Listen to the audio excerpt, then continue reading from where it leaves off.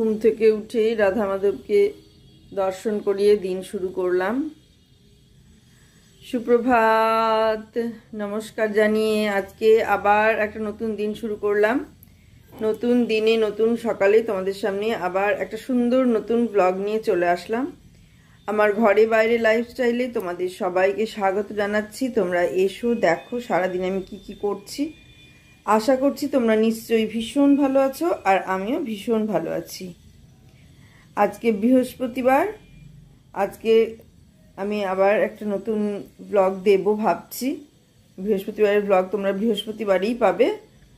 আমি আমার সমস্ত ঠাকুরদের যা যা ঠাকুর আছে আমার কাছে প্রত্যেককে দর্শন করিয়ে দিয়ে দিন শুরু করলাম। আর আজকে এই জায়গাটাকে একটু চেঞ্জ করব, সেগুলো তোমাদের সঙ্গে শেয়ার করব। আর এই দেখো কি অবস্থা হয়ে আছে জায়গাটা, এটাও ঠিকঠাক করে গুছিয়ে নেব। এই ঠাকুরের পোশাক টোশাকগুলো সব এই অবস্থায় হয়ে আছে, গহনা পোশাক এগুলোও ঠিক করে গোছাতে হবে। এখন কিভাবে কি শুরু করব, কোনখান থেকে, সেটা তোমাদের দেখছি, সেটাও তোমাদের সঙ্গে শেয়ার করে দেবো। চলো এবারে চা খেয়ে নিই, চা খেয়ে রান্না, তারপরে এসব দিকে লাগবো। স্নান করে নিয়ে এই জায়গাটা পড়ে গেছে, এইটা ফুলটা।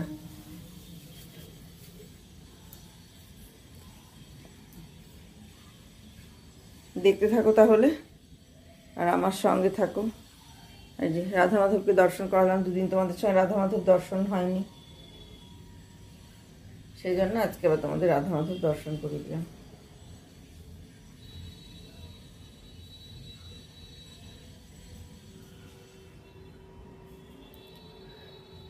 রাধা মাধব দর্শন করিয়ে চলো এবার রান্নাঘরে যাই, সকালকার চা দিয়ে দিনটা শুরু করি, দিয়ে তারপরে পুজো করবো। দেরি আছে যদিও, স্নানটা আগে সেরে নেবো, তারপর আগে রান্নাটা করে নিই। ঘুম থেকে উঠেই চা দিয়ে দিনটা শুরু করছি। মা আছে, আমাদের বাড়িতেই আছে, ওদের বোনদের বাড়িতে এসেছিল পুজোর জন্য, সেখান থেকে আমাদের বাড়িতে এসেছে। তো সকাল থেকেই চা খাওয়া দিয়ে দিনটা শুরু করছি। আজকে আর অন্য কিছু কাজ করিনি, শুধু আমার ডাইনিংটা একটুখানি যে ক্লিন করেছি সেটাই তোমরা দেখতে পাবে। ডাইনিংটাই একটুখানি চেঞ্জ করেছি, চেঞ্জ বলতে ওই যে সমস্ত ছিল সেগুলো কাচাকাচি করতে হতো, টিভির ওই জায়গাটা একটু মোছামুছি, সেইগুলোই করেছি। আজকে আর সেভাবে কিছু ভিডিও তোমাদের সঙ্গে শেয়ার করতে পারিনি। তা কিছু মানে যত কাজ করো, যত ভালো থাকো, যতই যেমনই থাকো না কেন, কিছু কিছু সময় আসে কিছু কিছু খারাপ কথা শোনার জন্যে প্রস্তুত থাকতে হয়। কিছু কিছু সময় থাকে এমন যে সময়গুলো খুব খারাপ যায়, যেটা হাজার চেষ্টা করেও আমরা পারি না ভালো করার। সেটা যখন সময় হবে তখনই ঠিক হবে, তার আগে কিছুতেই ঠিক হয় না। আর একটা কথা কি জানো, মানে অর্থ না থাকলে রক্তের সম্পর্ক কখনো আপন হয় না, বা রক্তের সম্পর্কের কাছেও ভালোবাসা পাওয়া যায় না। এটা একটা খুব ভালো, মানে খুব সত্যি কথা, কারণ আমি নিজের অভিজ্ঞতা থেকে বুঝতে পারছি। কারণ অর্থ না থাকলে সবসময় তোমার কাছের মানুষরা ভাববে যে কিছু একটা হলে এই বোধহয় আমার কাছে অর্থ চাইবে, এই বোধহয় আমার কাছে টাকা চাইবে, এই বোধহয় কিছু করবে, এরকম ভাববে। তা এটা একটা ব্যাপার যে না থাকলে, অর্থ না থাকলে রক্তের সম্পর্কের কাছেও ভালোবাসা পাওয়া খুব কঠিন। আবার রক্তের সম্পর্কের মানুষও কখনো কখনো সেই মানে অর্থ দিয়ে বিচার করে সবাইকে। কাছের মানুষ দুজনকেও অর্থ দিয়ে বিচার করে, যার অর্থ থাকে সে ভালো হয়, ভালোবাসা পায়, আর যার অর্থ থাকে না সে ভালোবাসা পায় না। তো সকালবেলায় চা খেতে খেতে কিছু ভালো কথা না বলে তোমাদের সঙ্গে এই ধরনের কথাগুলো বললাম বলে তোমরা কিছু মনে করো না। কারণ এই যে ঘটনাটা বলছি, যে কথাটা বললাম, সেটা আমার ঠিক আগের দিনের ঘটনাটা ঘটেছে, যেহেতু সেই কারণে আমার বেরিয়ে গেল ভেতর থেকে, কষ্টটা চেপে রাখতে পারলাম না, তাই বলে ফেললাম। এখন আমাদের সময়টা খারাপ যাচ্ছে, যেটা চা হয়ে গেছে মা,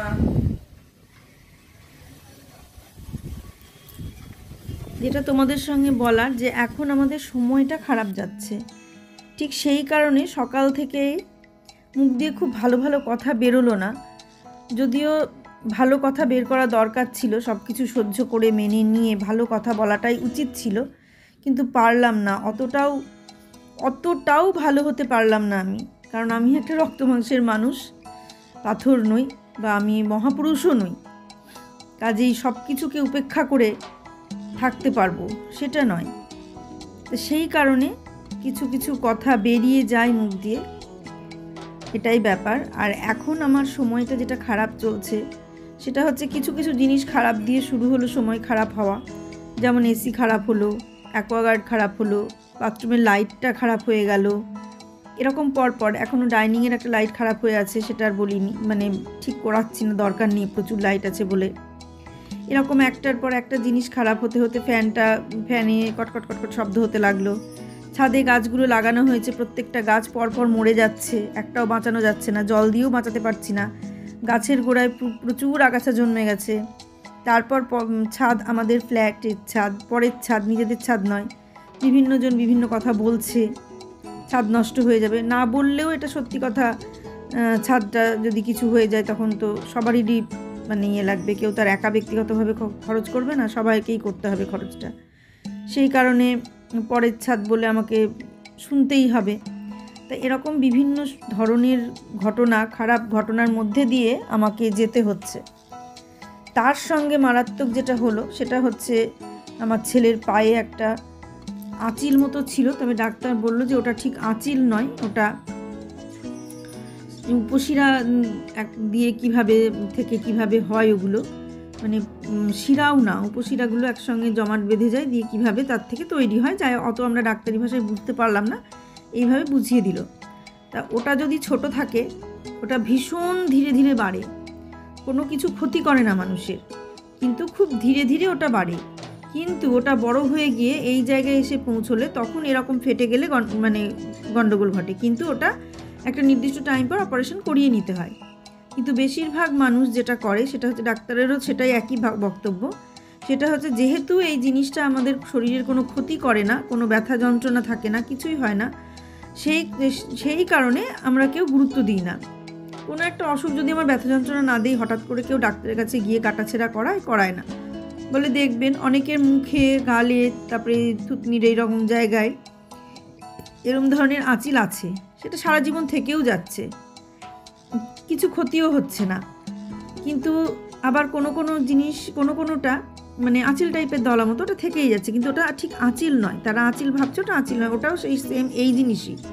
কিন্তু যেহেতু ওগুলো শক্ত হয়ে থেকেই যায়, কোনো অসুবিধা করছে না, তাই তারা ডাক্তারের কাছে যাচ্ছেও না, অপারেশনও করাচ্ছে না, কিছুই করাচ্ছে না, ঠিক আছে, হয়ে গেল। কিন্তু যেটা এই রকম হয়ে যায়, নরম, আস্তে আস্তে তুলতুলে টাইপের নরম হয়ে যায়, সেটা কিন্তু ক্ষতি করার জন্যই, মানে ক্ষতি মানে এই রকম ধরনের ক্ষতি হয় যে বেকায়দা যদি কোনো কিছুর সঙ্গে ধাক্কা লাগে, বা ধাক্কা না লাগলেও বেকায়দা যে কোনো সময় একটু প্যান্টের টাচ হলেই বা কিছুর একটা টাচ হলেই ওটা মানে রক্ত বেরিয়ে যায়। আর যদি রক্ত বেরিয়ে যায় তাহলে ফিনকি দিয়ে রক্তটা বেরোয়, সেই রক্ত বন্ধ হওয়া খুব কঠিন, এরকম ব্যাপার। সেই কারণে মানুষের যতক্ষণ অসুবিধা না হয় ততক্ষণ তো কেউ আসে না, আমাদেরও ঠিক তাই। তবুও আমরা কিছুদিন আগে থেকে ডাক্তার দেখানো শুরু করেছিলাম, কিন্তু এটা কি হতো, গড়িমসি হতো, এই হয়তো আজকে যাচ্ছি, কালকে যাচ্ছি, আজকে ডেট পাচ্ছি না, যেটা শুরু হয়েও ছিল তাই, আজকে হলো না, ঠিক আছে আজকে যাবো না, আজকে সাইট আছে আজকে যাবো না, অমুক দিন যাবো, এরকম। আর ও একটু ডাক্তার এরকম একটু ইঞ্জেকশন একটু ভয়ও পায়, কিন্তু ওর ভাগ্যেই সেটা হয়। তো হঠাৎ করে যখন ওটা বাস্ট হয়ে গেল, ধাক্কা লেগে ফেটে গেল, সেই রক্ত বন্ধ হচ্ছিল না, সেই রক্ত আবার ডাক্তারের কাছে নিয়ে গিয়ে, ক্লিনিকে নিয়ে গিয়ে বন্ধ করানো হয়েছে, এখন ঠিক মোটামুটি আছে, এখন এটাকে অপারেশন করাতে হবে। তো সেই একটা খারাপ সময়, সাংঘাতিক খারাপ সময়ের মধ্যে যাচ্ছি। এই অপারেশনটা হবে সোমবার, সেই কারণে আমি এখন কিছুদিন ধরে তোমাদের ভিডিও দিতে পারছি না, ঠিকঠাক লাইভে এসে যে আমি কথা বলবো সেটাও পারছি না, কারণ মানসিকভাবে একটা বিধ্বস্ত হয়ে আছি। মন থেকে আমি কিছুই করতে পারছি না, ভাবছি মানে হয়তো সব কিছুই করছি, রান্না হচ্ছে, খাওয়া হচ্ছে, খাবারটাও আমি ঠিকভাবে এমনিতেই তো খাই না, তবুও মানে কি বলবো, সবাই হয়তো বললে যে হ্যাঁ খাওয়ার সময়টাই তোমার মন খারাপ হচ্ছে, মন খারাপ নয়, ভেতরে এমন হয়ে থাকছে সবসময় টেনশনে এমন একটা কিছু হয়ে থাকছে ভেতরে, যে খাবারটা নামছে না নিচে, খেতে গেলেই মনে হচ্ছে পেট ভর্তি হয়ে আছে, এরকম একটা মনে হচ্ছে। মন খারাপ নয়, চিন্তা যে কি করে ঠিক হয়ে হবে আর কত তাড়াতাড়ি ও সুস্থ হবে, অপারেশনটা ঠিকভাবে হবে, এই যে একটা মানে ভেতরে হয়ে আছে, এটা ওর সামনে তো এতটা বলতে পারছি না, হয়তো ভিডিওটা দেখবে, দেখে ভাববে মার এতটা চিন্তা হচ্ছে, কিন্তু সবসময় ভেতরে এই একটা জিনিস হয়েই যাচ্ছে যে কতক্ষণ এটা হবে আর কতক্ষণে পুরোপুরি ঠিক হয়ে মানে ওর জ্ঞানটা এসে যাবে। পুরোপুরি যদিও অজ্ঞান করবে না, বলে দিয়েছে যে একটা ইঞ্জেকশন দিয়ে মাজা থেকে পা পর্যন্ত পুরোটাই অজ্ঞান করবে, মানে সেন্সলেস করবে আর কি, সিজারের সময় যেটা করে সেই জিনিসটাই করবে, কিন্তু পুরো অজ্ঞান করবে না। যেটুকুই যা করুক না কেন, তবুও একটা চিন্তা তো মানুষের থেকেই যায়, যার যার বাড়িতে যার যার হবে তার একটা চিন্তা তো থাকে। সেই চিন্তা আমাকে শেষ করে দিচ্ছে, আমার ভিতরে মানে সবসময় প্রতি মুহূর্তে হয়ে যাচ্ছে, কোনো কিছু ভালো লাগছে না, রান্না করতে ভালো লাগছে না, খেতে ভালো লাগছে না, কিছু করতেই ভালো লাগছে না, কিন্তু সব কিছু করতে হচ্ছে। আর এই যে ব্লগ ভিডিও আমি কত সুন্দরভাবে দিই, আজকে বৃহস্পতিবারের পুজোটা কত সুন্দরভাবে আমি করতে পারতাম, কিন্তু মানসিক দিক থেকে তো পারছি না, কোনো রকম ঠাকুরকে একটু জল মিষ্টি দিয়ে রেখে দিলাম, যে আমার মানে মন থেকে পারছি না, হয়তো এটা সুস্থ স্বাভাবিক হয়ে যেই ফিরে আসবে তখন মনে আবার একটা আলাদা এনার্জি পাবো, আলাদা আনন্দ পাবো। যাই হোক, একটা মানে নিজের সন্তানের যদি কিছু হয় কোন মা স্থির থাকতে পারে বলো? নিজের শরীরের যন্ত্রণা মানুষ সহ্য করতে পারে, কিন্তু সন্তানের শরীরের যন্ত্রণা সহ্য করা একটা মায়ের পক্ষে কতটা কষ্ট সেটা তো প্রত্যেকেই জানো, নতুন করে তো আমার বলার কিছু নেই। হয়তো অনেকে বলবে এইটুকুতেই এত নাকামো, হ্যাঁ সেটাই গো, যার যতটুকু হয় তার কাছে সেটাই অনেক বড়, তাই না? বাইরে থেকে যারা দেখে তারা হয়তো ভাবে এটা কিছুই না, তারা এটাই বলবে, সান্ত্বনা দেবে কিছুই না অমুক না। আমাকে যদি সে বলে যে না বিরাট ব্যাপার, তাহলে তো আমি ভয় পেয়ে যাব, সেই জন্য তারা হয়তো সান্ত্বনা দেবে, কিন্তু আমি যখন টেনশন করব বা ভয় পাবো বা বলবো কিছু, তখন হয়তো ভাববে যে এমন ন্যাকামো মারছে, এইটুকু জিনিস এই করছে, আর বাবা এইটুকু হোক আর বড়ই হোক, আমি তো জানছি না এটা কি জিনিস, এর ভেতর কত দূর হয়ে আছে। ডাক্তারও তো বলছে যে এর ভেতরে কতটা আছে সেটা আমাকে দেখতে হবে, দেখে সেইভাবে আমাকে অপারেশন করে তুলতে হবে। তাহলে ডাক্তারও তো সেই কথা বলছে, তাহলে ডাক্তার যখন বলছে যে ভেতরে কতটা আছে, তাহলে আমার তো সেখানে ভয় লাগবেই, তাই না? তো ডাক্তাররা অপারেশন করে করে অভ্যস্ত, তাদের এটা সহজ ব্যাপার মনে হয়, আর আমি তো একজনকেই করাচ্ছি, তাও আবার নিজের ছেলে, তাহলে কি মানসিকতা হতে পারে ভাবো। তা সেই মানসিকতার মধ্যে থেকে মানে যদি কিছু অন্য ধরনের কথা শোনা যায় সেটা আরও কষ্টের। সেই কারণেই কথাগুলো সকালে মানে সকাল থেকেই এই ব্লগের মধ্যে কথাগুলো বেরিয়ে গেল, যে অর্থ না থাকলে সত্যি কথা নিজের রক্তের সম্পর্কের কাছেও ভালোবাসা পাওয়া কঠিন হয়ে যায়। তখন খারাপ ভালো বিচার হয়, কে খারাপ কে ভালো। যার অর্থ আছে সে ভালো হয়, আর যার অর্থ নেই সে খারাপ হয়, সে যেই হোক না কেন, যত কাছের রক্তের সম্পর্কই হোক না কেন। আর যদিও আমার ক্ষেত্রে তো আমার সেটা হয় না, আমার একটাই সেহেতু ভাগ হবে না, এটা একটা ব্যাপার, কিন্তু দুটো থাকলে হয়তো ভাগ আমারও হতো, সেটা আমি জানি না। আমিও বিচার করতাম, যাদের দুটো তিনটে থাকে তাদের হয়তো সেই বিচারটা হয়, কিন্তু আমার তো নেই, আমি জানি না হয় কি না হয়, বা যাদের থাকে বা থাকে না জানি না। তবে অর্থটা একটা বিরাট জায়গা, অর্থের জায়গাটা একটা বিরাট জায়গা। এবার যার যতটুকু ক্ষমতা সে তো ততটুকুই অর্থ মানে থাকবে তার কাছে, এমন তো নয় যে চুরি ডাকাতি করে আমি প্রচুর অর্থ নিয়ে আসতে পারবো।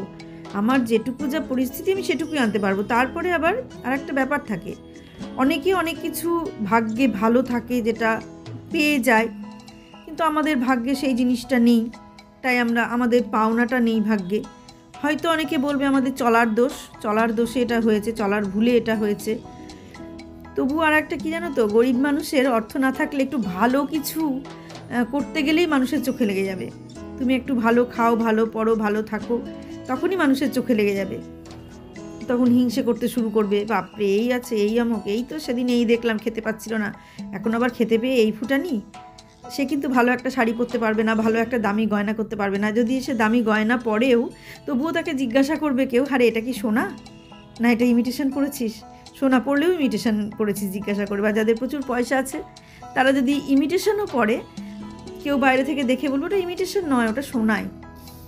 মানে ইমিটেশনটাও তাদের কাছে সোনা হয়ে যায়, কাঁচও তাদের কাছে হিরে হয়ে যায়। আর যাদের অর্থ নেই তাদের সোনাটা ইমিটেশন হয়ে যায়, আর হিরেটা তাদের কাছে কাঁচ হয়ে যায়, কারণ তাদের তো ক্ষমতা নেই, তারা পড়বে কেন? এটা তাদের এটা পড়া মানে তাদের ফুটানি মারা আর কি, ফুটানি মারছে, ঢং করছে, কায়দা করছে, কেন এগুলো করছে, এরম ব্যাপার। তা আমরা যেহেতু আমাদের অর্থ নেই, তা আমরা ভালো কিছু করতে পারবো না। আমরা সেটা যদি ভালো কিছু করতে যাই তাহলে সেটা আমাদের ফুটানি মারা, এরকম একটা ব্যাপার। তবে এটা ঠিক, সাধারণ মানুষের মানে অর্থ দেখে বন্ধু করা উচিত। অর্থ যদি যাদের প্রচুর অর্থ আছে তাদের সঙ্গে বন্ধুত্ব করা কখনোই উচিত না, এটা হচ্ছে ব্যাপার। বন্ধু যদি বড়লোক হয়ে যায় তাহলে আবার মেলামেশা করা খুব কঠিন হয়ে যায়। এটা বুঝলাম বহুদিন ধরেই বুঝতে পারছি, বুঝতে আজকে এই জায়গায় এসেছি। তবে এটা ঠিক, যাদের অর্থ আছে আমি তাদের হিংসাও করি না, তাদের ওপর রাগও নেই, তাদের ওপর কিচ্ছু নেই। যথেষ্ট ভালোবাসা আছে, তারা পরিশ্রম করে, তারা ইনকাম করেছে, তাদের ভাগ্যে এসেছে, তারা পরিশ্রম করেছে, ইনকাম করেছে। কিন্তু আমাদের পরিশ্রম তো এইটাই, আমাদের যাদের যেটা পরিশ্রম তাদের সেটা হয়েছে। আর তারপর আমার ক্ষেত্রে কি হয়েছে, আমার ক্ষেত্রে হয়েছে যা আয় হয়েছে তার থেকে অনেক বেশি ব্যয় করতে হয়েছে, বাধ্য হয়েছি আমরা ব্যয় করতে। ঠিক সেই কারণে আজকে হয়তো এই জায়গায় এসে পৌঁছেছি, নাহলে আমারও হয়তো আজ 20 বছর আগেই অট্টালিকা হয়ে যেত। কারণ সেটা পারিনি বলেই, মুখ ঘুরিয়ে না বলতে পারিনি বলেই। না বলাটা ভীষণ প্রয়োজন, এটা এখন শিখছি, কিন্তু যখন এসে শিখছি তখন কি আর শিখে কোনো লাভ আছে? মনে হয় না কোনো লাভ আছে, কিন্তু তবুও চেষ্টা করছি যে না বলাটা শেখার। আর আরেকটা কি জানো তো, গরিব মানুষকে সবাই মানে চাকরের মতো ব্যবহার করে। তোমার যদি অর্থ না থাকে তাহলে তোমাকে সবসময় সবাই চাকরের মতো ব্যবহার করবে, এটা করতে হবে, ওটা করতে হবে, সেটা করতে হবে, এটা কেন হলো না, ওটা কেন হলো না, মানে এরকম একটা ব্যাপার। তোমার ইচ্ছাটাকেও তারা পরিচালনা করবে, তোমার নিজের ইচ্ছার কোনো মূল্য নেই, সবসময় তোমাকে বুদ্ধি দেবে, এটা করতে হবে, ওটা করতে হবে, এরকম ব্যাপার। মানে তোমার যেন কোনো বুদ্ধিই নেই। অর্থ যদি না থাকে তাহলে তোমার কোনো বুদ্ধিই থাকবে না। মানে সব দিক থেকে যাদের অর্থ থাকে তাদের সব কিছু থাকে, তাদের বুদ্ধি থাকে, তাদের জ্ঞান থাকে, তাদের বোঝার ক্ষমতা থাকে, তাদের পরিচালনা করার ক্ষমতা থাকে, তাদের অন্যকে বলার অধিকার থাকে, মানে সব কিছু তাদের থাকে। বা কাউকে কিছু বললেও কেউ গায়ে মাখবে না। কিন্তু যাদের অর্থ না থাকে তাদের কথা কিন্তু কেউ মনে রাখে না, কেউ শুনবেই না। তারা যদি ঠিক কথাও বলে সেই ঠিক কথাটাও ভুল হয়ে যায়। তাই অর্থ না থাকলে না বলাটা খুব কঠিন। কিন্তু এখন যা বুঝছি এতদিনে এসে, মানে জীবনে ঠেকতে আজকে এই জায়গায় এসে এটাই বুঝতে পারছি, জীবনে না বলাটা খুব দরকার, খুব জরুরি। যারা না বলতে পারে জীবনে, তারা জীবনে বিরাট উন্নতি করে। আর যারা না বলতে পারে না তারাই জীবনে আমার মতন এই জায়গায় দাঁড়িয়ে থাকে, কিন্তু পরে তারা বিপদেও পড়ে। যারা না বলতে পারে না তারা কিন্তু বিপদেও পড়ে, কিন্তু বিপদে পড়লে কি হবে, তারা তো বাধ্য, সেই জন্য তারা না বলতে পারেও না। পরিস্থিতি তাদের এমন জায়গায় নিয়ে ফেলেছে যে তারা না বলতে কখনো পারে না। না বলাটা জীবনে বিরাট প্রয়োজন। তাই এখন থেকে চেষ্টা করছি যে যতটা সম্ভব না বলে জীবনে চলা যায়, আর যতটা সম্ভব মানুষের সঙ্গে কম মেশা যায়, এটাই চেষ্টা করছি। কারণ মানুষের সঙ্গে বেশি মিশলে জীবনে বিরাট ক্ষতি হয়।